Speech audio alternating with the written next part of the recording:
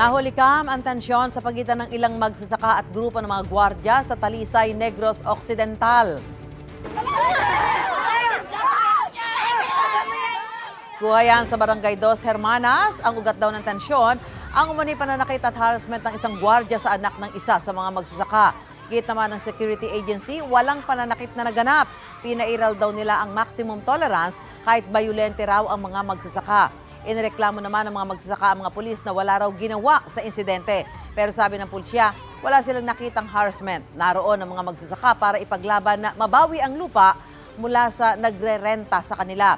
Ayon sa mga magsasaka, taong 2002, nang pumayag sila na rentahan ng isang negosyante ang kanilang lupain sa loob ng isang taon. Pero hindi pa rin daw ibinabalik sa kanila ang lupain, kaya nagpadala sila ng demand letter sa Setyembre ng nakaraang taon. Sinisikapan ng GMA Integrated News na makuha ang panig ng nagrerenta sa lupain. Gusto mo bang mauna sa mga balita?